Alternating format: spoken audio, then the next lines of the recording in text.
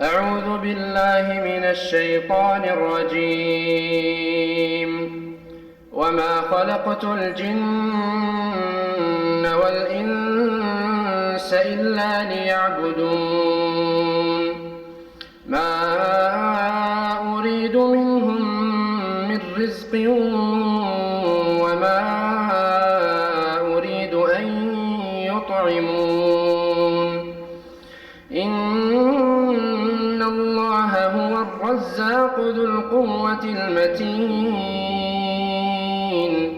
فإن للذين ظلموا ذنوبا مثل ذنوب أصحابهم فلا يستعجلون فويل للذين كفروا من يومهم الذي يوعدون. إن الحمد لله رب العالمين حمدا كثيرا طيبا مباركا فيه. إن الحمد لله نحمده ونستعينه ونستغفره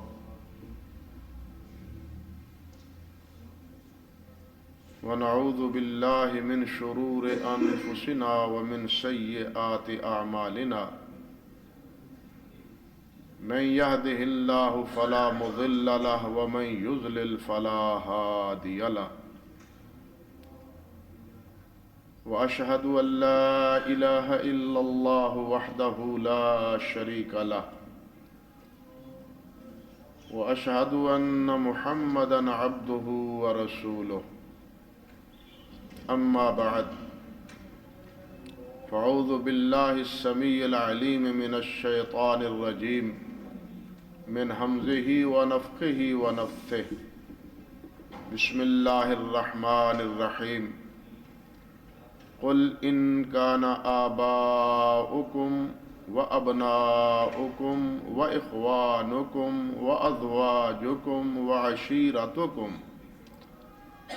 وأموال اقترفتموها وتجارة تخشون كسادها ومساكن ترضونها أحب إليكم من الله ورسوله وجهاد في سبيله فتربصوا حتى يأتي الله بأمره والله لا يهدي القوم الفاسقين. اللهم صل على محمد وعلى آل محمد كما صليت على إبراهيم وعلى آل إبراهيم إنك حميد مجيد. اللهم بارك على محمد وعلى آل محمد كما باركت على إبراهيم وعلى آل إبراهيم إنك حميد مجيد. رب اشرح لي صدري ويسر لي أمري واحلل عقدة من لساني يفقهوا قولي. اللهم انفعنا بما علمتنا وعلمنا ما ينفعنا وزدنا علما.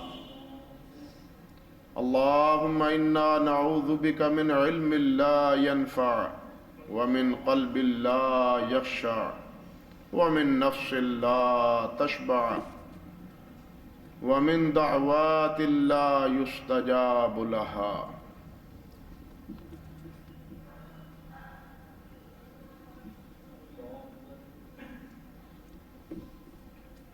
واجب الاحترام بزرگوں، بھائیوں، دوستوں اور ساتھیوں،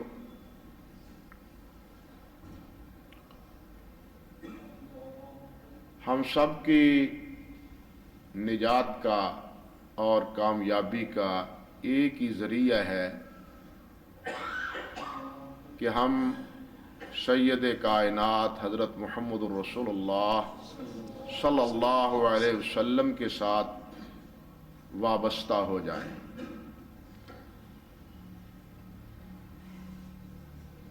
ہم آپ کے ساتھ جڑ جائیں. جن سے اللہ کے رسول صلی اللہ علیہ وسلم جوڑیں، ہم ان سب سے جڑیں.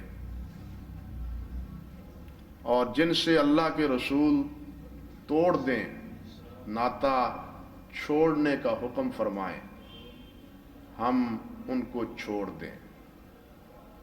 اسی میں ہماری کامیابی ہے، یہی فلاح اور فوز کا ذریعہ ہے۔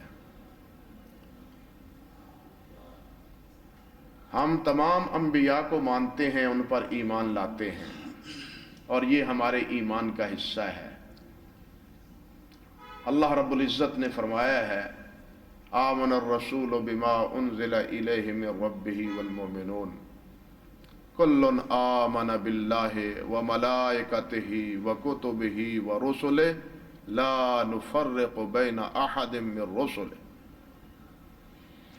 کہ ہم سب کتابوں کو مانتے ہیں، سب فرشتوں کو مانتے ہیں، سب رسولوں کو مانتے ہیں، ہمارا ان سب پر ایمان ہے۔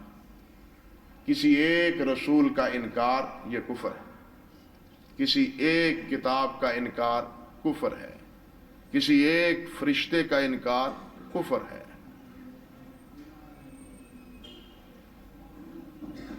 مگر ان تمام رسولوں میں وہ اپنے اپنے دور میں اللہ کے سچے رسول تھے، اور ان کی ہدایت تابعداری اور ان کی فرمانبرداری وہ ہدایت کا ذریعہ تھی۔ لیکن سید کائنات حضرت محمد الرسول اللہ صلی اللہ علیہ وسلم کی تشریف آوری کے بعد اب ہدایت کا ایک ہی ذریعہ ہے، کامیابی اور کامرانی کا ایک ہی طریقہ ہے، اور وہ طریقہ ہے جو نبی ایک مکرم حضرت محمد الرسول اللہ صلی اللہ علیہ وسلم بتلائیں، سمجھائیں، عمل کریں، امت کو بتلا کے گئے۔ وہی ایک طریقہ ہے، اس کے علاوہ اور کوئی طریقہ نہیں۔ حضرت شیخ جنید بغدادی رحمۃ اللہ علیہ، ان کا ایک قول ہے بڑا عجیب۔ وہ فرماتے ہیں کہ الطرق کلھا مسدودہ الا من اکتفى بعصر رسول اللہ صلی اللہ علیہ وسلم۔ فرماتے ہیں سارے راستے بند ہو چکے، سب راستے بند ہو گئے، ایک ہی راستہ کھلا ہے، اور وہ راستہ وہ ہے جو حضرت محمد رسول اللہ کھول کے گئے۔ اپنے اپنے دور میں نوح علیہ السلام کا بتلایا ہوا راستہ ہدایت تھا، ابراہیم علیہ السلام، موسیٰ علیہ السلام، عیسیٰ علیہ السلام، ان کے بتلائے ہوئے اپنے اپنے دور میں راستے اور طریقے وہ ہدایت کے، جنت کے، اللہ کی رضا کے راستے تھے۔ لیکن نبی علیہ السلام کی تشریف آوری کے بعد اللہ نے وہ راستے بند کر دیے، اب ایک ہی راستہ کھلا ہے، اور وہ راستہ وہ ہے جو حضرت محمد رسول اللہ صلی اللہ علیہ وسلم نے بتلایا ہے۔ نبی علیہ السلام ہر خطبے میں یہ بات ارشاد فرماتے تھے، ان خیر الکلام کلام اللہ وخیر الہدی ہدی محمد صلی اللہ علیہ وسلم۔ سب سے بہترین کلام اللہ رب العزت کا کلام، اور سب سے بہترین طریقہ محمد رسول اللہ صلی اللہ علیہ وسلم کا، اللہ کے نبی محمد کا راستہ صلی اللہ علیہ وسلم، یہی ایک طریقہ ہے۔ حضرت جابر رضی اللہ تعالیٰ عنہ سے صحیح بخاری اور مسلم میں روایت فرماتے ہیں کہ نبی علیہ السلام نے ذکر کیا کہ آپ ایک جگہ بطحا میں آرام فرما رہے تھے، سوئے ہوئے تھے، دو فرشتے آئے، آپ کے پاس کھڑے ہو گئے۔ ایک کہنے لگا کہ ان کی ایک مثال ہے، وہ مثال بیان کیجیے۔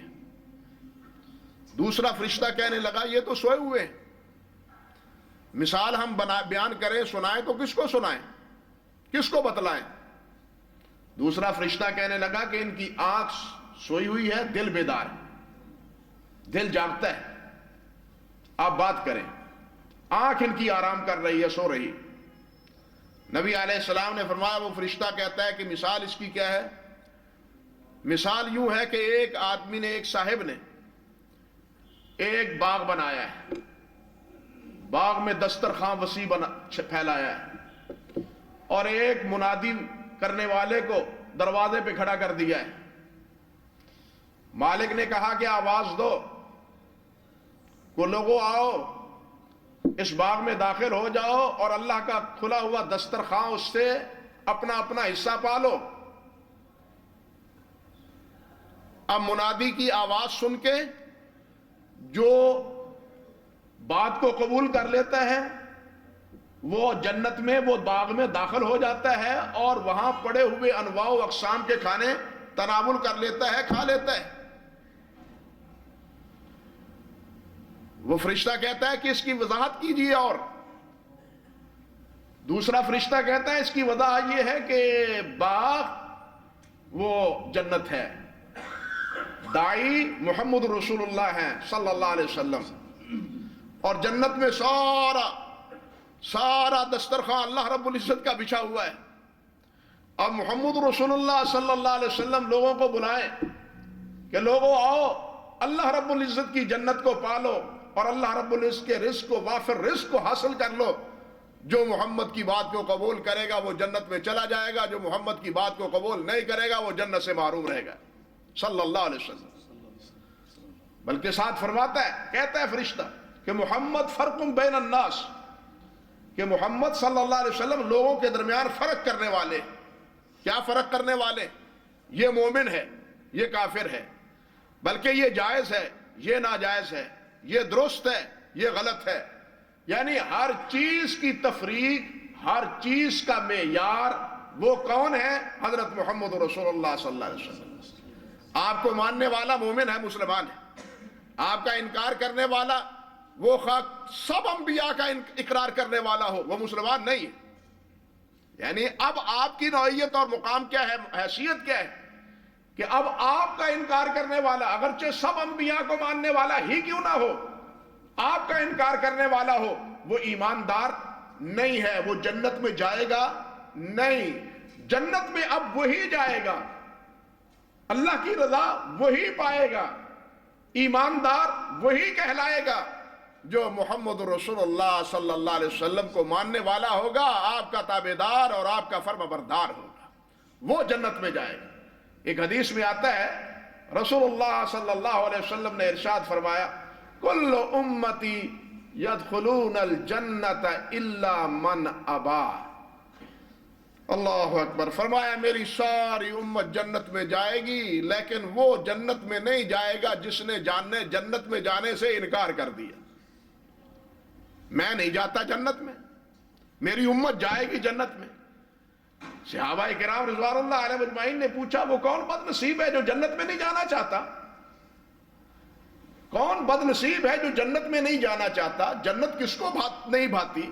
ہر آدمی طلبگار ہے جناب کہ میں جنت جاؤں. یہودی طلبگار ہے میں جنت میں جاؤں، عیسائی طلبگار ہے میں جنت میں جاؤں. جو اللہ کو ماننے والا ہے وہ جنت کا طلبگار ہے، جو اللہ کو ماننے والا ہے وہ جنت کا طلبگار ہے. لیکن یہاں کیا مسئلہ ہے؟ یہاں مسئلہ یہ ہے کہ یہ طلبگار جنت کا ہے، لیکن اب اس کی طلب کب پوری ہوگی؟ جب محمد رسول اللہ صلی اللہ علیہ وسلم کی تابعداری کرے گا. فرمایا کل امتی یدخلون الجنت الا من ابا. پوچھا گیا نبی کریم صلی اللہ علیہ وسلم نے کہ جی وہ کون بد نصیب ہے جو جنت میں جانے سے انکار کرے گا؟ آپ نے ارشاد فرمایا من اتانی دخل الجنہ ومن عصانی فقد ابا. جس نے میری اطاعت کی وہ جنت میں چلا جائے گا، جس نے میری نافرمانی کی اس نے گویا جنت میں جانے سے انکار کر دی. اللہ اکبر کبیر. یعنی جنت میں جانے کا گویا اب ایک ہی راستہ ہے، ایک ہی ذریعہ ہے. بلکہ بھائیوں سچی بات ہے کہ جنت کا دروازہ تو اس وقت تک کھلے گا نہیں جب تک محمد رسول اللہ جا کے جنت کا دروازہ کھٹکھٹائیں گے نہیں. نبی علیہ السلام، حدیث میں آتا ہے نبی علیہ السلام نے فرمایا کہ قیامت کے دن میں جاؤں گا، جا کے جنت کا دروازہ کھٹکھٹاؤں گا.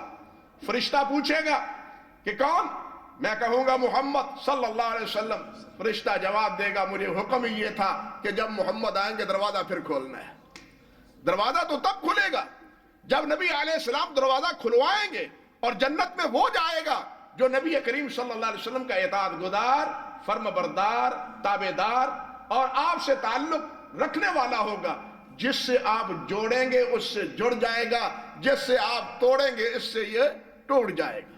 اس کا اب کیا ہے تعلق؟ سارے کے سارا، ساری کی ساری وابستگی وہ کس کے ساتھ وابستہ ہے؟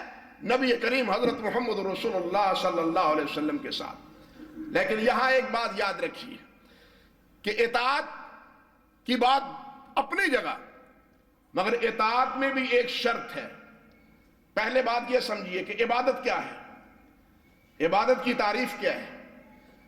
شیخ الاسلام ابن تیمیہ رحمۃ اللہ علیہ فرماتے ہیں، حافظ ابن قیم ذکر فرماتے ہیں، ابن کثیر بھی رحمہم اللہ، کہ غایت الخشوع ما غایت المحبہ، عبادت کیا ہے جس کے لیے اللہ رب العزت نے ہمیں پیدا کیا ہے، وما خلقت الجن والانس الا لیعبدون، یہ عبادت کیا ہے؟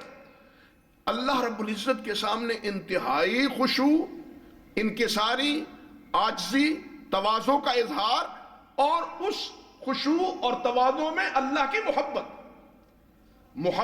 کے ساتھ، عبادت محبت کے ساتھ، نماز محبت کے ساتھ، حج محبت کے ساتھ، زکوٰۃ محبت کے ساتھ، روزہ محبت کے ساتھ، کہ یہ میرے اللہ نے حکم فرمایا ہے، اللہ کی محبت میں، اللہ رب العزت کے پیار میں۔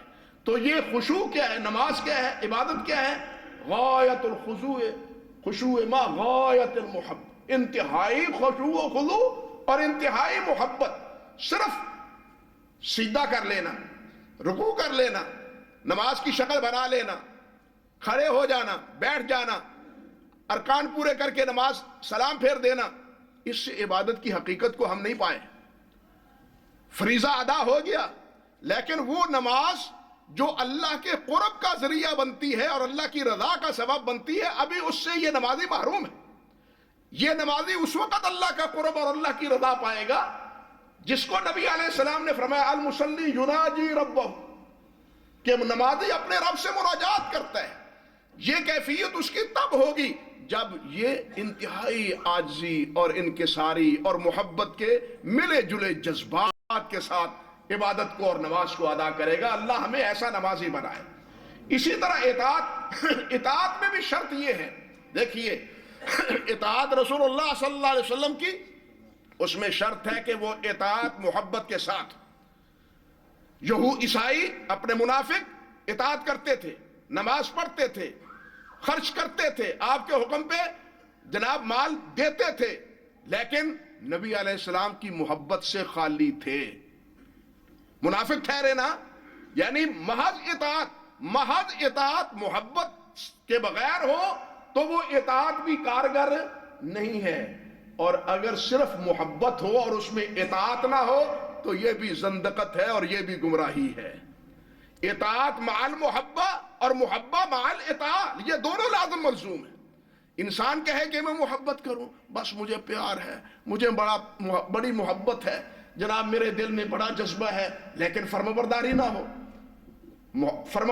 ہو، جو کہا وہ مانے نہ، جو حکم دیا اس کو تسلیم نہ کرے، تو بتلائیے یہ کیا محبت ہے؟ محبت تو یہ ہے کہ جو اشارہ ہو اس اشارہ ابرو پہ انسان مر مٹے، قربان ہو جائے، جو مزاج یار میں آئے ہے، سر تسلیم خم ہے جو مزاج یار میں آئے، یہ کیفیت ہو جائے تو پھر وہ اطاعت اللہ رب العزت کے ہاں صحیح اطاعت ہے۔ ورنہ اگر اطاعت میں محبت نہیں ہے تو اس میں نفاق کا پہلو پایا جاتا ہے، اور اگر محبت ہے اور اس میں اطاعت نہیں ہے تو وہ محبت بھی خالی کیا ہے؟ زندقت ہے اور گمراہی ہے۔ اللہ رب العزت ہمیں اطاعت بھی نصیب کرے، ہمیں محبت بھی نصیب کرے۔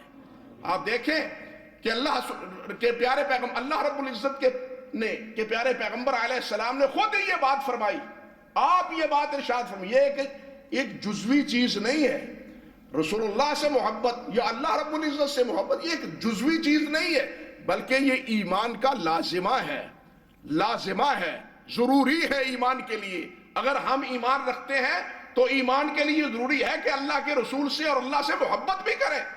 نبی علیہ السلام نے ارشاد فرمایا ہے لا یؤمن احدکم حتی اکون احب الیہ من والدہ وولدہ والناس اجمعین، اور صحیح ابن خزیمہ کے الفاظ میں تو یہ بھی ہے ومن اہلہ ومالہ، کہ اس وقت تک کوئی ایماندار نہیں ہو سکتا، اس کا ایمان درست نہیں ہے، سالم نہیں ہے، اللہ کے ہاں اس کی قبولیت کا مقام نہیں ہے، جو مجھ کو اپنی جان سے، اپنے اہل و عیال سے، اپنے مال و متاع سے مجھ سے زیادہ محبت جب تک نہیں کرتا، والد کی محبت، والدہ کی محبت، اولاد کی محبت، بھائیوں کی محبت، خیش و اقارب کی محبت، وہ سب ختم۔ اب محبت کس کی غالب ہے؟ اب محبت کا جذبہ کس کا ہے؟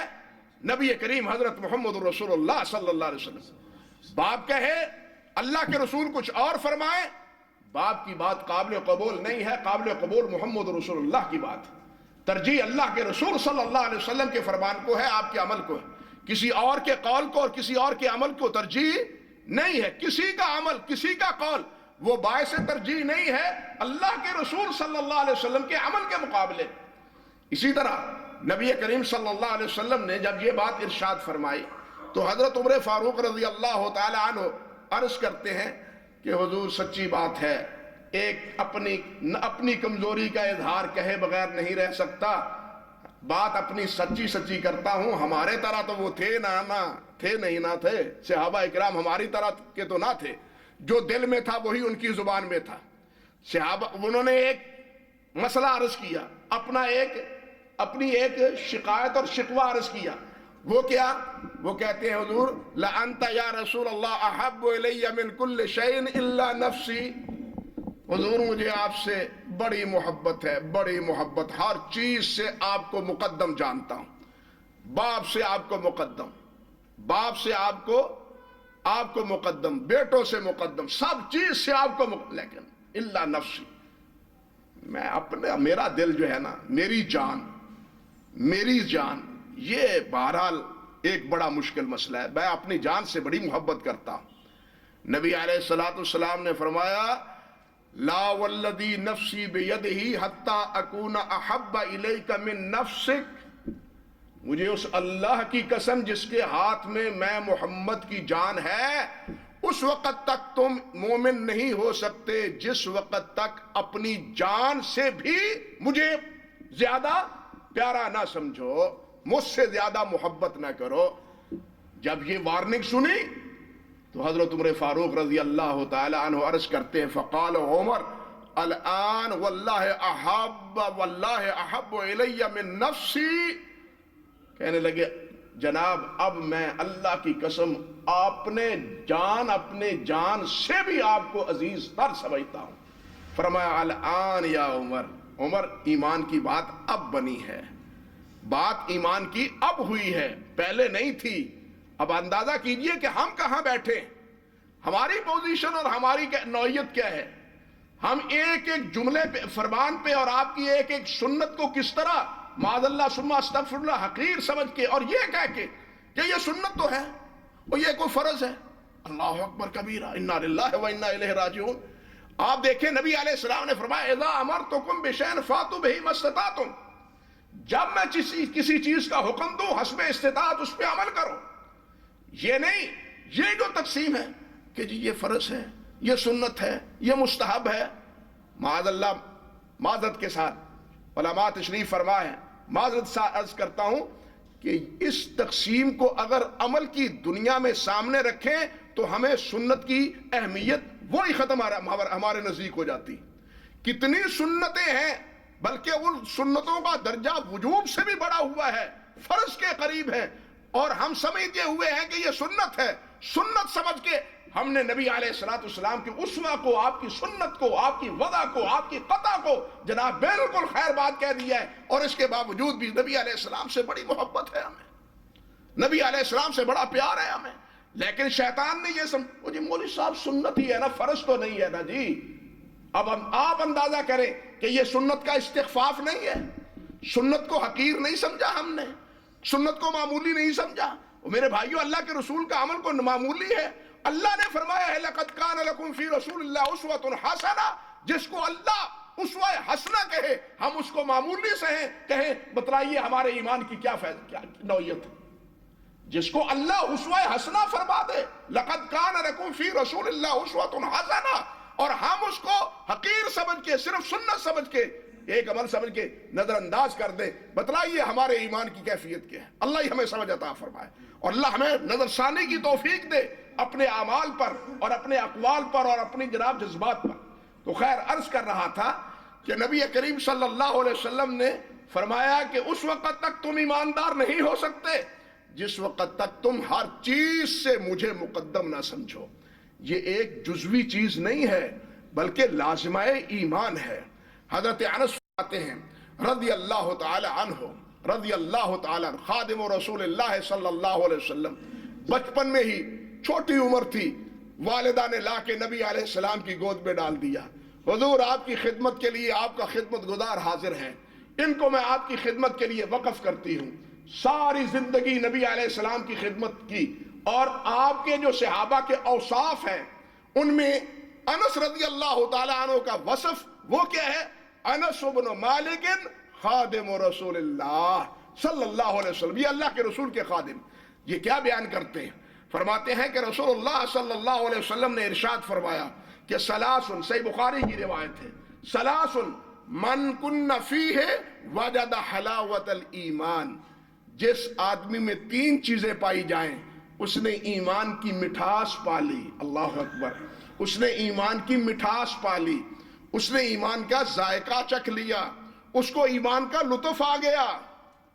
آج ہمیں ایمان کے لطف کی پرواہ نہیں ہے، جن کو ایمان کا لطف حاصل تھا، اللہ اکبر اللہ اکبر، دشمن مارے مارے مارے جا رہا ہے اور یہ زبان سے اللہ اللہ احد احد پکارے جا رہا ہے۔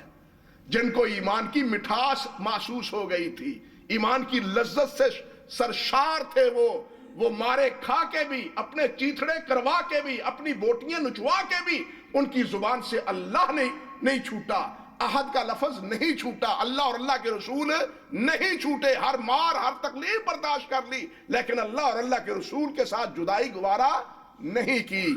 یہ ان کو توفیق حاصل ہوتی ہے جن کو یہ ایمان کی مٹھاس نصیب ہو جاتی ہے اور انہیں پتہ چلتا ہے کہ اس کی قدر و منزلت کیا ہے۔ بھائیو، تو نبی علیہ الصلوۃ والسلام نے ارشاد فرمایا کہ سلاسن، تین چیزیں ہیں، من کن فیہ وجد حلاوت الایمان، وہ ایمان کی مٹھاس، ایمان کی تراوت، ایمان کا لطف وہ محسوس کر لیتا ہے، پا لیتا ہے۔ ان میں پہلی بات کیا ہے؟ ان یکون اللہ ورسولہ احب الیہ مما سواہما، سب سے پہلی بات یہ کہ اللہ اور اللہ کے رسول سب سے ان کی محبت آگے، سب سے ان کی محبت مقدم اللہ اور اللہ کے رسول کی۔ اللہ رب العزت نے فرمایا ہے نا کہ یہ لوگ جو اللہ کے علاوہ دوسروں کی عبادت کرتے ہیں، شرک کا ارتکاب کرتے ہیں، یحبونہم کحب اللہ والذین آمنوا اشد حبا للہ۔ فرمایا یہ لات، یہ عزا، یہ منات، یہ حبل، ان کے پجاری، ان کو اللہ سے زیادہ ان سے محبت ہے، اللہ سے زیادہ ان سے ان کی محبت۔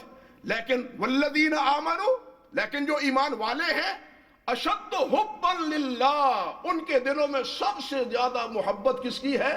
اللہ کی۔ میرے بھائیوں بات سمجھیے، اصل معیار کیا ہے؟ اصل معیار اللہ رب العزت ہے، اللہ کی محبت ہے۔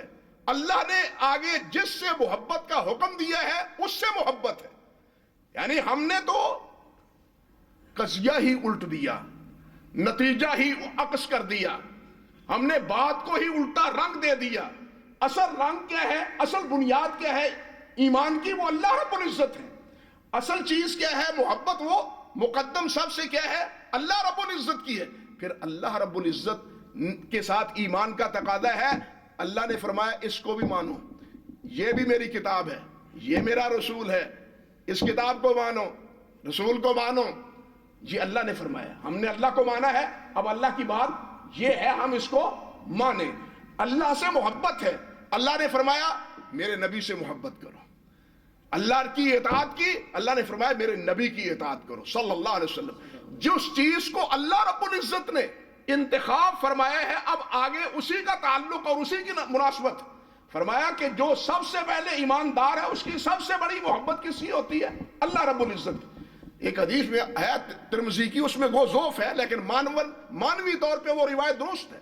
فرماتے ہیں نبی علیہ السلام نے فرمایا کہ اللہ سے محبت کرو کہ وہ تمہارا خالق ہے، وہ تمہارا مالک ہے، وہ تمہارا رازق ہے، اس نے تمہیں حیاتی عطا فرمائی ہے، عدم سے وجود تمہیں بخشا ہے. اس اللہ سے محبت کرو، اس اللہ کا شکر کرو کہ احب اللہ لما یغدوکم من نعمہ، کہ اللہ نے تمہیں نعمتوں سے نوازا ہے، اس اللہ سے محبت کرو. اور جو کسی پہ احسان کرتا ہے وہ اس کا احسان مند ہوتا ہے.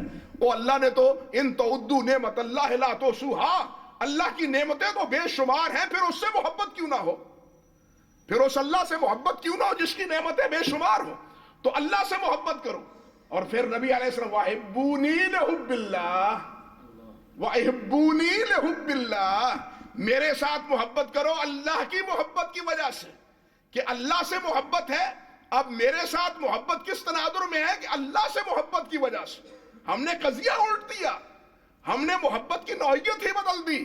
اصل مرکز، اصل محور کیا ہے؟ وہ رب ذوالجلال والاکرام کی ذات گرامی. تو یہاں بھی نبی علیہ السلام کیا فرماتے ہیں؟ پہلی بات فرمایا کہ ان یکون اللہ ورسولہ احب الیہ مما سواہما، اور دوسری بات فرمایا وان یحب المرء لا یحب الا للہ، وہ جس انسان سے بھی محبت کرے وہ محبت کس کے لیے ہو؟ اللہ کے لیے ہو. لا یحب الا، وہی بات آئی نا جو پہلے عرض کر رہا تھا، لا یحب الا للہ، وہ اس لیے اس سے محبت کرے کہ اس کو اللہ سے محبت. شیخ الاسلام ابن تیمیہ رحمۃ اللہ علیہ، انہوں نے یہاں ایک بڑی لطیف بات کہی ہے، کہے بغیر نہیں رہ سکتا. بڑی لطیف بات ہماری اصلاح کے لیے کی ہے. کہتے ہیں کہ لوگ کہتے ہیں مجھے تو فلاں سے اللہ کے لیے محبت ہے، میری فلاں سے اللہ کے لیے. اور بھائی تم ان سے محبت کرتے ہو، فلاں سے محبت کرتے ہو، اس کے پیچھے چلے جاتے ہو، اس کے پیچھے چلتے ہو، یہ کیا مسئلہ ہے؟ پوچھ لیتے ہیں مجھے. وہ جان بخشی کے لیے کہتا ہے کہ جناب میری تو اس سے اللہ کے لیے محبت ہے، میری اس کے ساتھ اللہ کے لیے محبت. شیخ الاسلام فرماتے ہیں رحمت اللہ علیہ نور اللہ مرقدہ، فرماتے ہیں کہ پہلے یہ دیکھو کہ جس واسطے سے اس سے محبت ہے، اس واسطے کے ساتھ کتنی محبت ہے. بات سمجھ رہے ہیں؟ یہ اس سے محبت ہے اللہ کی وجہ سے. تو پہلے دیکھو اللہ سے محبت میں کتنا صادق ہے، اللہ کی محبت کتنی ہے اس میں. اگر اللہ کی محبت غالب ہے تو فابہا، اگر اللہ کی محبت میں ہی شکن پڑے ہوئے ہیں تو یہاں ہوس کی محبت ہے، اللہ کے لیے محبت نہیں ہے. بات سمجھ گیا؟ یہاں ایک ہوس پرستی ہے، یہاں خواہش پرستی ہے، نفس پرستی ہے، یہاں اللہ پرستی نہیں ہے. یہ بڑی پتہ کی بات کہی جو شیخ الاسلام رحمۃ اللہ علیہ نے فرمائی. یہی بات رسول اللہ صلی اللہ علیہ وسلم نے ارشاد فرمائی ہے کہ لا یؤمن، فرمایا کہ دوسری بات وَأَن يُحِبَّ الْمَرْءَ لَا يُحِبُّ إِلَّا لِلَّهِ. جس طرح حدیث میں آتا ہے نبی علیہ السلام نے فرمایا من احب للہ، من احب للہ وَأَبْغَضَ لِلَّهِ وَأَعْطَى لِلَّهِ وَمَنَعَ لِلَّهِ فَقَدْ اسْتَكْمَلَ الْإِيمَانَ، فَقَدْ اسْتَكْمَلَ الْإِيمَانَ. من احب للہ، جو کسی سے اللہ کے لیے محبت کرتا ہے، وَأَبْغَضَ لِلَّهِ، کسی سے عداوت اللہ کے لیے ہے، وَآتَى لِلَّهِ، کسی کو دیتا ہے تو اللہ کی رضا کے لیے، وَمَنَعَ لِلَّهِ، کسی کو نہیں دیتا تو اللہ کی رضا کے لیے، اس کے نفس کا اس میں کوئی حصہ نہیں ہے. فرمایا فَقَدْ اسْتَكْمَلَ الْإِيمَانَ، اب اس کا ایمان مکمل ہے. اس لیے کہ سب کچھ کس کے لیے ہے؟ وہ اللہ کے لیے.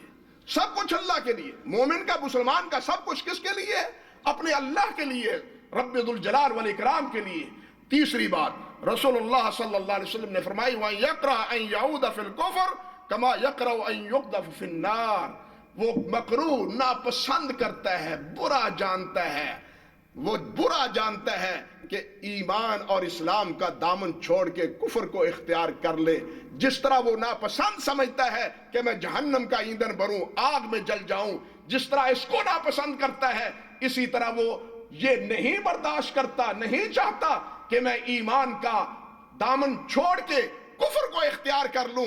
یہ مر سکتا ہے، یہ مر سکتا ہے، جل سکتا ہے، ہڈیاں توڑوا سکتا ہے، بوٹی بوٹی جسم کی کروا سکتا ہے، لیکن اللہ کا دامن اور اللہ کے رسول کا دامن چھوڑ نہیں سکتا۔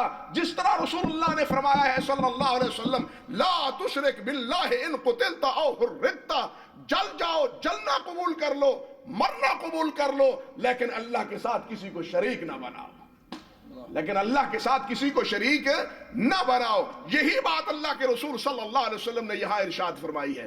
تو میرے بھائیو، یہ ایک اضافی بات نہیں ہے اللہ کے رسول کے ساتھ محبت، بلکہ یہ ایمان کا لازمہ ہے۔ جب ہم کہتے ہیں محمد الرسول اللہ صلی اللہ علیہ وسلم، تو اس کا تقاضا ہے کہ ہم رسول اللہ پہ ایمان صرف یہی نہیں کہ ہم نے رسول مانا ہے۔ یہاں ایک بات اور عرض کر دوں، ذہن میں ابھی آئی ہے، دیکھیے موضوع تو نہیں ہے لیکن ذہن میں بات آئی ہے تو کہہ دیتا ہوں، شاید کوئی فائدہ پہنچ جائے۔ ہم کلمہ پڑھتے ہیں، کیا پڑھتے ہیں بھائی؟ لا الہ الا اللہ محمد الرسول اللہ، لا الہ الا اللہ محمد الرسول اللہ۔ اللہ اس کلمے پہ پکا رکھے، اسی پہ موت نصیب فرمائے۔ من کان آخر کلامہ لا الہ الا اللہ دخل الجنہ، اللہ اس کا ہمیں مصداق بنائے۔ اللہ اکبر کبیرہ۔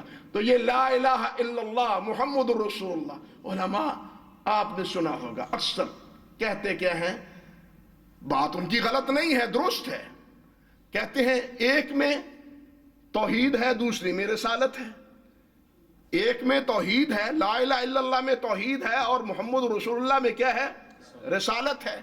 ایک میں عبادت ہے، دوسری میں طریقہ عبادت ہے۔ بات سمجھے نا؟ لا الہ الا اللہ میں عبادت ہے کہ اللہ ہی عبادت کے حقدار ہے، اور محمد رسول اللہ طریقہ عبادت کہاں سے ہے؟ محمد رسول اللہ سے ہے۔ لیکن یہ فقیر کہتا ہے کہ محمد رسول اللہ بھی توحید ہے، محمد رسول اللہ بھی توحید کا کلمہ ہے، یہ ٹھیک ہے، رسالت کا ہے، اس لیے کہ لا الہ الا اللہ، کوئی الہ نہیں ہے، کوئی معبود نہیں ہے سوائے اللہ کے۔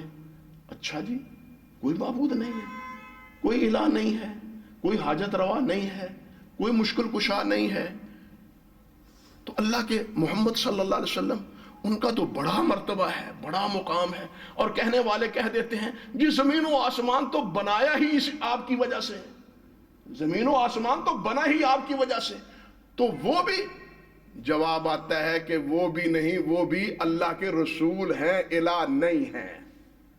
محمد بھی اللہ کے کیا ہیں؟ رسول ہیں، وہ بھی الہ۔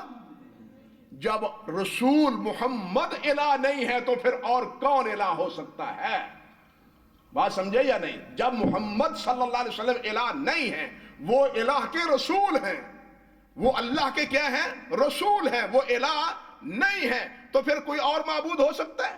محمد صلی اللہ علیہ وسلم جب معبود نہیں ہو سکتے، نہ صحابہ نے آپ کو معبود سمجھا ہے، نہ بنایا ہے، نہ آپ کے سامنے سجدہ ریز ہوئے ہیں، نہ آپ کو مشکل کشا حاجت روا سمجھا ہے صحابہ کرام رضوان اللہ علیہ مجمعین، اور یہ ساری زندگی نبی علیہ السلام نے عبدیت میں، غلامی میں، اللہ اکبر، کھڑے کھڑے کھڑے کھڑے پاؤں پہ ورم آ جاتا اور پوچھنے پہ یہی جواب دیتے، افلا اکون عبدا شکورا، اپنے رب کا شکر گزار بندہ نہ بنوں، اپنے رب کا شکر گزار بندہ نہ بنوں۔ ساری زندگی تو عبدیت میں گزاری نبی علیہ السلام، بلکہ نبی علیہ السلام فرماتے ہیں ان اللہ اتخذنی عبدا قبل ان یتخذنی رسولا، کہ مجھے رسول بنانے سے پہلے اللہ نے بندہ بنایا ہے، مجھے اللہ تعالیٰ نے پہلے، ہم کیا پڑھتے ہیں؟ وَأَشْهَدُ أَنَّ مُحَمَّدًا عَبْدُهُ وَرَسُولُهُ، وَأَشْهَدُ أَنَّ مُحَمَّدًا عَبْدُهُ وَرَسُولُهُ۔ پہلے عبدیت کا اقرار کرو، عیسائیوں کی طرح کچھ اور نہ بنا دینا، پھر رسالت کا اقرار کرو۔ بات سمجھے یا نہیں سمجھے؟ اس لیے محمد رسول اللہ بھی کلمہ ہے، توحید ہے، یوں سمجھنا چاہیے۔ تو خیر، عرض کر رہا تھا کہ اللہ کے پیارے پیغمبر صلی اللہ علیہ وسلم نے فرمایا وَأَن يَكْرَهَ أَن يَعُودَ فِي الْكُفْرِ كَمَا يَكْرَهُ أَن يُقْذَفَ فِي النَّارِ، کہ ایمان کی دولت حاصل ہو جائے تو جس طرح یہ ناپسند سمجھتا ہے، ناگوار سمجھتا ہے کہ اسلام کا دامن چھوڑ دوں، جس طرح کہ وہ آگ میں جھلسنے کو پسند نہیں کرتا، اسی طرح وہ اسلام کو اپنے ہاتھ سے چھوڑنے کو پسند نہیں کرتا۔ فرمایا جس نے 3 صفتوں کو اپنا لیا اس نے کیا ہے؟ ذاق طعم الایمان، اس نے ایمان کا ذائقہ چکھ لیا، اس نے ایمان کا ذائقہ چکھ لیا، حلاوت الایمان اس نے پالی۔ اللہ ہمارے دلوں میں یہ حلاوت پیدا فرمائے۔ حدیث میں آتا ہے نبی علیہ السلام کیا دعا کیا کرتے تھے، وہ جو پہلی بات عرض کر رہا تھا، آپ کیا دعا کرتے؟ اللہم انی اسألک حبک وحب من یحبک وحب من یحبک والعمل الذی یبلغنی الی حبک۔ اللہ اکبر کبیرہ۔ اللہ میں آپ سے آپ کی محبت کا جو اندہ ہوں، اللہ مجھے اپنی محبت نصیب فرمائیو۔ اللہ اکبر۔ اللہم انی اسألک حبک، اللہ اپنی محبت مجھے عطا فرما۔ اللہ کے رسول سے اللہ کا سب سے بڑا اور کون محبوب ہو سکتا ہے؟ سوچئے تو صحیح، کوئی اور ہے؟ سب سے زیادہ محبت کرنے والے اللہ سے کون ہیں؟ حضرت محمد رسول اللہ ہیں صلی اللہ علیہ وسلم۔ لیکن اس کے باوجود وہ سمجھتے تھے کہ یہ میرے دل میں جو اللہ نے محبت ڈالی ہے یہ اللہ نے ڈالی ہے۔ یہ کس نے ڈالی ہے محبت؟ اللہ نے۔ اسی لیے وہ اللہ سے اور مزید محبت کے اضافے کا اللہ سے سوال کرتے، اور پھر یہی نہیں کہ اپنی محبت بلکہ وَحُبَّ مَن يُحِبُّكَ، اللہ جن سے آپ محبت کرتے ہیں اللہ میرے دل میں ان کی محبت پیدا کر دے۔ وَالْعَمَلَ الَّذِي يُبَلِّغُنِي إِلَىٰ حُبِّكَ، اللہ جو عمل تجھے پسند ہے اس عمل کو میرے لیے محبوب بنا دے، کیونکہ اصل مرکز تو اللہ رب العزت ہے، اصل چیز تو رب ذوالجلال والاکرام کی محبت ہے، سب کو انہی کی محبت تلاش ہے۔ اور نبی علیہ السلام اسی تناظر میں یہ بات عرض کرتے ہیں۔ عرض کرنے کا مقصد یہ تھا کہ نبی کریم صلی اللہ علیہ وسلم کے ساتھ محبت، اللہ رب العزت کے ساتھ محبت، یہ ہمارے ایمان کا لازمہ ہے۔ اور صحابہ کرام رضوان اللہ علیہم اجمعین، انہوں نے جس طرح اللہ کے رسول صلی اللہ علیہ وسلم اور اللہ رب العزت کے ساتھ محبتوں اور اپنی چاہتوں سے جناب کے مظاہرے کیے ہیں، تاریخ میں اس کی مثال نہیں ملتی۔ کہانیاں سنانے والے بڑی عجیب و غریب سنا دیتے ہیں، بنانے والے بنا لیتے ہیں، لیکن صحابہ کرام کی صحیح اسانید سے ان کے واقعات، اللہ اکبر کبیرہ، آپ دیکھیں کہ صحابہ کہا کرتے تھے رضوان اللہ علیہم اجمعین کہ حضور آپ کے حکم پر جو مال ہم آپ کی خدمت میں پیش کرتے ہیں، ہمارے گھر میں پڑا ہوا مال اس سے زیادہ ہمیں وہ مال محبوب ہوتا ہے جو آپ کی خدمت میں پیش کر دیا جاتا ہے۔ ہمارے نزدیک مال کون سا محبوب ہے؟ جو سرکار آپ کی خدمت میں پیش کر دیا گیا، جو آپ کے قدموں میں لا کے نشاور کر دیا گیا۔ ہمارے ہاں محبوب وہ مال ہے، جو ہمارا گھر میں مال ہے وہ اس سے ہمیں محبت نہیں ہے، ہمیں اس مال سے محبت ہے جس کو آپ نے قبول کر لیا ہے، اللہ کی راہ میں خرچ کرنے کے لیے، اللہ کی راہ میں صرف کرنے کے لیے جس کو آپ نے قبول کیا ہے۔ اور اس کی شہادت تو ابو سفیان ابھی مسلمان نہیں ہوئے تھے، ابو سفیان بعد میں مسلمان ہو گئے تھے۔ ابو سفیان نے کہا دی تھی، واللہ ما رأیت احدا یحب احدا کحب اصحاب محمد محمدا، ما رأیت احدا یحب احدا کحب اصحاب محمد محمدا صلی اللہ علیہ وسلم، کہ اللہ کی قسم میں نے ایسے لوگ کوئی نہیں دیکھے۔ بڑے بڑے بادشاہوں کے دربار میں گیا ہوں، بڑے بڑے استحانوں پہ گیا ہوں، بڑے بڑے پیروں اور فقیروں کے دروازے دیکھے ہیں میں نے، لیکن جو محبت محمد صلی اللہ علیہ وسلم کے جان نثار اور جان لیوا وہ آپ پہ کرتے ہیں، وہ نظارے کہیں اور دیکھنے میں نہیں آتے، وہ کہیں اور دیکھنے میں نہیں آتے۔ یہ گواہی کس کی ہے؟ یہ ابو سفیان کی ہے۔ عروہ بن مسعود نے کیا کہا تھا صلح حدیبیہ کی پر واپس جا کے جو گواہی دی تھی، اور مکے والوں محمد سے لڑنے کا سوال چھوڑ دو صلی اللہ علیہ وسلم، اور وہ تو اپنے نبی کے وضو کے پانی کو بھی نیچے نہیں گرنے دیتے، وہ اپنے نبی کے خون کو زمین پہ کیسے گرنے دیں گے؟ وہ خیال چھوڑ دو ان سے لڑنے کا، ان کے بھیڑنے سا کا تصور چھوڑ دو، تم ان سے لڑ سکتے نہیں، یہ دشمنوں کی حکایتیں ہیں۔ حضرت زید رضی اللہ تعالی عنہ، بلکہ حضرت عمارہ بن حدید رضی اللہ تعالی عنہ فتح مکہ کے موقع، اپنے غزوہ احد کے موقع پر یہ زخموں سے چور ہیں، اللہ اکبر کبیرہ، اور کرا رہے ہیں۔ نبی علیہ السلام لڑائی ختم ہونے کے بعد پوچھا جاؤ جا کے دیکھو کون کون کہاں پڑا ہے اور زخمی ہے، ان کو سنبھالا دو۔ ساتھی پہنچے حضرت عمارہ کے پاس، وہاں جا کے جس دیکھتے ہیں کہ نبی علیہ آخری سانسوں میں ہے، گویا آخری سانسوں میں ہے، سانس اکھڑا ہوا ہے۔ کہنے لگے کوئی پانی پلایا، پوچھا کوئی خواہش کوئی امید؟ کہنے لگے بس مجھے نبی صلی اللہ علیہ وسلم کے پاس لے چلو، اٹھا کے آپ کی خدمت میں لے چلو۔ اٹھایا، نبی علیہ السلام کے قدموں میں جا کے رکھا، نبی علیہ السلام کے پاؤں پہ اپنا رخسار رکھ دیا، رخسار آپ کے پاؤں مبارک پر رکھ دیا، اور کیا کہنے لگے کہ منم و ہمی تمنا کہ بنم و ہمی تمنا کہ بوقت جاں سپردم برخے تو دیدہ باشی تو دروں دیدہ باشی۔ بس آخری تمنا یہی تھی کہ میں جب جاؤں تو میری نگاہ آپ پر ہو اور آپ کی نگاہ میرے اوپر ہو۔ آخری تمنا یہ تھی۔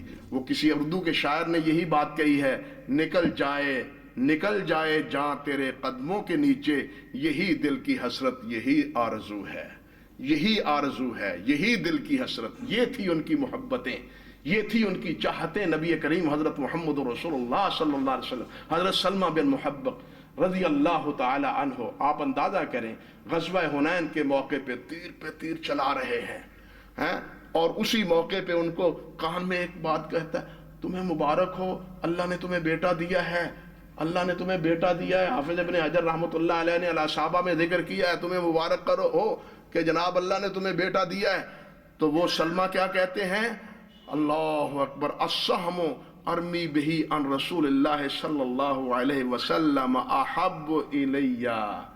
چھوڑو بیٹے کی بشارت نہ دو، وہ ایک تیر جو نبی کے دفاع میں پھینک رہا ہوں، وہ ایک تیر بھی مجھے زیادہ محبوب ہے میرے بیٹے کی بشارت سے۔ بیٹے کی بشارت سے ایک تیر جو نبی علیہ السلام کی دفاع میں پھینک رہا ہوں، اس سے مجھے۔ حضرت عثمان غنی رضی اللہ تعالی عنہ شہید ہو گئے، ایک صحابی ہیں، ان کی آنکھوں کی بینائی جاتی رہی، آنکھوں کی بینائی جاتی رہی۔ ساتھی ان کو جا کے افسوس کا اظہار کرتے ہیں کہ آنکھوں سے آپ نابینا محروم ہو گئے، نابینا ہو گئے۔ وہ کہتے ہیں کوئی فکر کی بات نہیں، جن کو دیکھنے کے لیے اللہ نے آنکھیں دی تھی وہ دیکھتا رہا ہوں، اب وہ دنیا میں نہیں ہے تو آنکھوں کا بھی کوئی فائدہ نہیں ہے۔ آپ اندازہ کریں کون سی باتیں ان کی حکایت کروں آپ سے۔ حضرت ابو محذورہ رضی اللہ تعالی عنہ مکہ مکرمہ کے نبی علیہ السلام کے مقرر کیے ہوئے مؤذن ہیں۔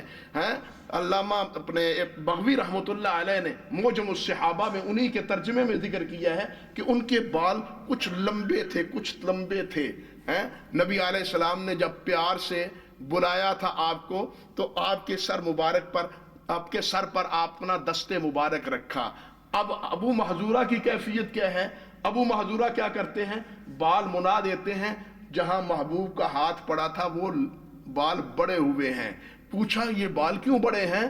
کہا یہ میرے محبوب کا ان کو ہاتھ لگا تھا، دل نہیں چاہتا کہ ان کو کاٹو، دل نہیں چاہتا کہ ان کو کاٹو۔ یعنی کن کن باتوں کی حکایت آپ کے سامنے کروں، آپ اندازہ کریں۔ حضرت انس، یہی خادم رسول اللہ صلی اللہ علیہ وسلم، وہ کیا فرماتے ہیں کہ اللہ کی قسم میں تو کدو سے اس لیے محبت کرتا ہوں کہ اللہ کے رسول اس سے محبت کرتے تھے۔ کدو کھانے میں اس لیے محبت کرتا ہوں، کدو کھانے کو دل میرا کیوں چاہتا ہے، یہ سبزی کو کیوں دل چاہتا ہے؟ اس لیے کہ اللہ کے رسول صلی اللہ علیہ وسلم اس کو چاہتے تھے۔ اللہ اکبر کبیرہ۔ یہ اور اس قسم کے درجنوں اور بیسیوں واقعات ہیں صحابہ کرام رضوان اللہ علیہ مجمعین کی نبی علیہ الصلوۃ والسلام سے محبتوں اور چاہتوں کے، ایک سے ایک بڑھ کر، حتیٰ کہ حضرت عبداللہ ابن عمر رضی اللہ، وہ ایک صحابی، ابو داود میں ایک صحابی، وہ اپنا گلا، وہ آئے باہر سے آئے، دیکھا نبی علیہ السلام کا گلا کھلا تھا۔ اب ان کی کیفیت کیا ہوئی؟ میں نے محبوب کو گلا کھلا دیکھا ہے، اب میں نے تو گلا کھلا ہی رکھنا ہے۔ یہ اب حالانکہ یہ ادا سننے ایسی ادا میں نہیں ہے جس کا حکم اللہ اور اللہ کے رسول نے دیا ہے، لیکن آپ کی ایک کیفیت تھی، کبھی گلا بند کبھی کھلا، لیکن صحابی نے گلا کھلا دیکھا، پھر چلے گئے اپنے وطن میں، اپنے گھر میں باہر، تو کہتے ہیں میں نے تو ایسے دیکھا اسی لیے میں نے کھلا ہی رکھنا ہے۔ اللہ اکبر۔ جیسے محبوب کو دیکھ لیا اسی طرح اپنی شکل بنا لی۔ ہاں جو وضع قطع محبوب کی دیکھی وہی وضع قطع اپنی اختیار کر لی. یہ ہے نا محبت. جس طرح دیکھا اسی طرح بن گئے, جس طرح صورتحال میں نظر آئی بس اسی کو اپنانے کی کوشش کی. آج ہم کہاں بیٹھے ہیں, ہم کہاں کھڑے ہیں, سب کچھ سنتے ہیں, منمانی اپنی کرتے ہیں, اور صدقے جاواں قربان جاواں بڑی محبت ہے, وہ پھر دعوے خالی انا للہ و انا الیہ راجعون. اللہ ہمیں سمجھ عطا فرمائے. میرے بھائیوں, اور جس طرح حضرت شیخ مدنی حافظہ اللہ پہلے اشارہ فرما رہے تھے, میرے حاضر ہونے سے پہلے میرے کانوں میں آواز پڑ رہی تھی, آج کل تو پھر اس ربیع الاول میں ایک محبت کا ناٹک ایسا چلایا جاتا ہے کہ ساری محبتوں کا معیار ہی اسی کو بنا لیا ہے. معاذ اللہ ثم استغفر اللہ, معاذ اللہ ثم استغفر اللہ. کوئی سوچنے والا, کوئی رجل رشید نہیں ہے, ہے اللہ, کوئی رجل رشید نہیں ہے جو اتنی بات بھی سوچے. وہ جنہوں نے مال کی قربانی دی, جان کی قربانی دی, اولاد کی قربانی کی, وطن کی قربانی دی, وہ نبی علیہ السلام کی محبت میں جلوس اور میلاد نہیں منا سکتے تھے؟ سوچئے نا ذرا. اولاد کو ذبح کروا دیا, قربان کر دیا, اپنے نفس کی قربانی دی, اپنے جناب مال کی قربانی دی, وطن کو چھوڑا, وطن کی قربانی دی. کیا نبی علیہ السلام کی محبت اور پیار میں جناب سال کے بعد ایک جشن نہیں منا لیا جاتا؟ اور اس امت کے کیا کہنے, مجھے تو سمجھ نہیں آتی. یہاں تو مجھے معلوم نہیں, ہمارے ہاں تو بڑا ایک رواج ہے, آخری چہار شنبہ, سمجھتے ہیں شیخ صاحب؟ آخری چہار شنبہ کیا مطلب؟ سفر کا آخری بدھ, سفر ربیع الاول, سفر کا آخری بدھ, وہ بڑے اہتمام سے اور اخباروں میں چھپتا ہے کہ بڑے اعتقاد سے آخری چہار شنبہ منایا گیا. کیا منایا جاتا ہے کہ جی باغوں میں سیر کی جاتی. کیوں سیر کی جاتی ہے؟ کہ جی آخری چہار شنبہ کو نبی علیہ السلام کو صحت ہوئی تھی بیماری کے دوران, تو نبی علیہ السلام نے باغ کی سیر کی تھی, ہمیں بھی وہ سیر آپ کی سیر کی وجہ سے محبوب ہے. اللہ اکبر. یہ اب پتہ نہیں کس بے ایمان نے اور یہودی نے یا عیسائی نے یہ بات نکالی ہے. تاریخ کے کسی طالب علم سے کوئی تاریخ کی کتاب, سیرت کی کوئی کتاب اٹھا کے دیکھو, آخری چہار شنبہ نبی علیہ السلام کی انتہائی بیماری کے ایام تھے. آپ کی بیماری کے ایام, پتہ نہیں کس دشمن نے آپ کی بیماری کے ایام کو خوشی کے ایام بنا دیا. انا للہ. اور یہ قوم ایسی بھولی بھالی ہے اور ایسی کہنے چاہیے عقیدت میں اندھی ہے کہ اتنی بھی سوچ نہیں رکھتی اور اتنی بھی بصیرت نہیں سمجھتی کہ جناب اس دن تو نبی علیہ السلام چارپائی پہ پڑے تھے, باغ میں سیر کرنے کا کوئی تصور نہیں تھا, لیکن دشمن نے ایک ہوائی اڑا دی اور ہمیں محبت کے لیے ایک اور ناٹک مل گیا, ہمیں محبت کے لیے ایک اور موضوع مل گیا. بس یہ ہے محبت کا آئینہ, اور یہ ہے ہماری محبتوں کا معیار اور ہماری محبتوں کی کیفیت, اگرچہ اس کی حقیقت اور اس کے پس پردہ کچھ بھی نہ ہو. آپ دیکھیں, پتہ نہیں آپ کو یہاں تو یہ چیز موجود نہیں ہے, ہمارے ہاں تو جناب بڑے اہتمام سے اخبارات میں چھپتا ہے, باوجود کہ علماء چیختے ہیں, کہتے ہو یہ کیا کر رہے ہو, لیکن لوگ قوم نہیں سمجھتی کہ جی سیر کرنی. نبی علیہ السلام نے سیر کی تھی. کس دشمن نے کہا ہے, کس یہودی عیسائی نے کہا ہے؟ مسلمانوں کی تاریخ میں تو یہ ہے کہ نبی علیہ السلام بیمار تھے, تکلیف تھی, چارپائی پہ تھے آپ. اللہ اکبر کبیر. بالکل یہی کیفیت یہاں بھی میلاد النبی کے حوالے سے ہے کہ نبی علیہ السلام, اللہ اکبر, آپ کی زندگی میں کتنے دن, یہ کتنے سال یہ مرتبہ آیا, کتنی مرتبہ یہ سال آیا. حضرت ابوبکر صدیق, حضرت عمر فاروق, حضرت عثمان غنی, حضرت حیدر کرار رضی اللہ تعالی عنہم اجمعین, تمام صحابہ کی زندگی میں صحابہ کا آخری دور 110 تک ہے. آخری صحابی حضرت ابو طفیل عامر رضی اللہ تعالیٰ عنہ 110 میں فوت ہوتے ہیں. 110 صحابہ کے دور میں ایک بار بھی یہ کام نہیں ہوا. کیا بتلائیے کہ صحابہ کو نبی علیہ السلام سے محبت نہیں تھی؟ وہ ہماری محبت غالب ہے نبی علیہ السلام کے صحابہ کرام پر, ہمیں شرم آنی چاہیے. یہ منہ اور مسور کی دال, یہ کس منہ سے ہم کہتے ہیں ہمیں بڑی محبت ہے؟ یعنی وہ کیا محبت ہے کہ ہمیں تو وہ محبت ہو, صحابہ کرام کو اللہ کے رسول سے وہ محبت کا مظہر ہی نظر نہ آئے. معاذ اللہ ثم استغفر اللہ. کیا محبت؟ نبی علیہ السلام فرمائے علیکم بسنتی و سنت الخلفاء الراشدین المہدیین, کہ میرے بعد میرے صحابہ ابو بکر, عمر, عثمان, علی رضی اللہ تعالی عنہم اجمعین, ان کے طریقے کو اپنانا اور مضبوطی سے اس کو پکڑنا. لیکن انہوں نے تو یہ طریقہ اپنایا نہیں. ہم نے کہاں سے نکال لیا ہے؟ کہاں سے نکالا؟ یہ نکالا ہے جناب عیسائیوں نے 25 دسمبر نکالا. عیسیٰ علیہ السلام نبی علیہ السلام سے کہیں افضل ہیں، بلکہ عیسیٰ علیہ السلام تو امتی ہیں آپ کے سرکار کے، ان کا میلاد ہے تو ہم میلاد کیوں نہ منائیں؟ اور ہمیں عیسائیوں کی پیروی کا حکم نہیں ہے، ہمیں اللہ اور اللہ کے رسول کی پیروی کا حکم ہے. ہمیں صحابہ کرام کی، خلفائے راشدین کی پیروی کا حکم ہے. عیسائیوں کی پیروی کا اللہ اور اللہ کے رسول نے ہمیں حکم نہیں دیا، بلکہ ان کی مخالفت کا اللہ نے حکم دیا. لیکن افسوس یہ ہے کہ ان عیسائیوں کے دیکھا دیکھی ہم بھی ایمان، نقد ایمان جناب ضائع کر رہے ہیں. انا للہ. حالانکہ 25 دسمبر، اور یہ بھی اتفاق، نہ 25 دسمبر حضرت عیسیٰ علیہ السلام کا یوم میلاد ہے، نہ 12 حضرت محمد رسول اللہ کا یوم میلاد ہے. یہ علیحدہ ایک بحث ہے اپنی جگہ پر. عیسیٰ علیہ السلام 25 دسمبر کو پیدا نہیں ہوئے، خود انجیل کا بیان موجود ہے، انجیل میں یہ چیز موجود ہے. اسی طرح تاریخی آئینے میں ہے کہ 12 نہیں، نبی علیہ السلام کا یوم میلاد 9 ہے. تو خیر بعض 8 کہتے ہیں، بعض 9 کہتے ہیں. بہرحال عرض کرنے کا مقصد یہ تھا. اور بعض کیا کہتے ہیں، عجیب عجیب گورکھ دھندا ہے. ہمارے ہاں تو یہاں اللہ کا شکر ہے، یہاں میں حاضر تھا تو کچھ دیکھنے میں نہ آیا سوائے چھٹی کے. وہاں اللہ اکبر، آپ یقین جانیں اتنی گلیاں سجائی جاتی ہیں، اتنا کچھ ہوتا ہے کہ پھر مقابلہ ہوتا ہے.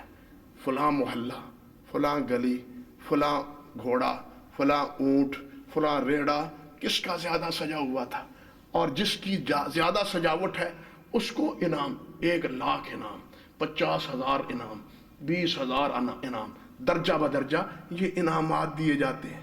مجھے آپ بتلائیں، اللہ کے لیے بتلائیں، سوچیں، خدا کے لیے، اللہ کے لیے سوچیں. صحابہ کرام تو کہتے تھے، اللہ وہ کیا کہتے تھے، لا نرید منکم جزاء ولا شکورا. وہ سب کچھ کرنے کے باوجود لا نرید منکم جزاء ولا شکورا، ہم نہیں چاہتے کہ کوئی ہمیں کہے شکریہ جناب شکریہ. ہم جزا نہیں چاہتے ہم سے. ہم کس سے جزا چاہتے ہیں؟ اس اللہ سے لیتے ہیں. اللہ نے جزا دی نا، پھر رضی اللہ عنہم ورضوا عنہ. اور اللہ نے جزا دے دی نا پھر دنیا ہی میں. جو دنیا والوں سے جزا کے طالب نہیں ہے، مالک ان کو جزا دیتا ہے. یہاں یہ کام کر کے دنیا والوں سے نجات لے لی، ان سے معاوضہ لے لیا، بدلہ لے لیا. اللہ سے کیا ملے گا؟ بات سمجھے یا نہیں سمجھے؟ لا نرید منکم جزاء ولا شکورا. زیادہ سجائے انعام ملے گا. اب یہ بھاگ دوڑ ہے، زیادہ سجائے انعام ملے گا.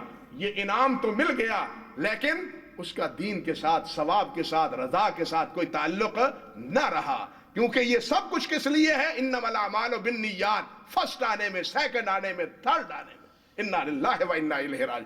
بلکہ آپ سن کے حیران ہوں گے، ہمارے ہاں اب تو اللہ معاف فرمائے، پہلے تو صرف کیا تھا، جلوس تھا، اور وہ بھی عجیب طریقہ ہے. 10 یکم ربیع الاول سے جلوس، 12 کو جلوس ختم. وہ رافضیوں کی طرح 10 محرم، پہلی محرم سے لے کے 10 محرم تک سارا شور شرابہ. 10 محرم حضرت حسین شہید ہو گئے، سب پٹ سیاپا ختم، ہر چیز ختم.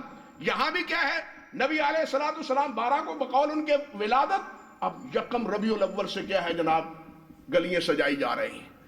پہلے تو تھی نبی علیہ السلام کی میلاد، اب کیا ہے، میلاد کا لفظ بھی نہیں بولتے، آمد رسول. آمد رسول، میلاد مصطفیٰ کا تصور بھی اس لیے تاکہ نبی علیہ السلام، اللہ معاف فرمائے، وہ تو ہم تو کہتے ہیں نور وحدت کا ٹکڑا ہے، تو پھر بیٹے کو اب کی پیدائش کا کیا مطلب ہوا؟ اس لیے آمد رسول کہو، آمد رسول کہو. آپ حیران ہوگے، میں نے ان آنکھوں سے دیکھا کہ وہ اللہ معاف فرمائے کہ جناب جلوس میں فیڈر دودھ بھرے، وہ بھی کس تصور سے؟ معاذ اللہ، نبی علیہ السلام کی ولادت ہے تو بچوں کو دودھ پلانے کے لیے فیڈر ہوتا ہے. یہ کیا تصور ہے؟ بلا سوچئے تو صحیح، خدا کے لیے سوچئے، اللہ کے لیے سوچئے، یہ کیا تصور ہے؟ حتیٰ کہ انتہا یہاں تک پہنچی ہے، پچھلے سال بھی، اس سے پچھلے سال بھی، خود ہمارے فیصل آباد میں جناب 12 ربیع الاول کو باقاعدہ 2 رکعتیں عید میلاد النبی کی پڑھی گئی ہیں، 2 رکعتیں نماز کی بھی پڑھی جاتی ہیں.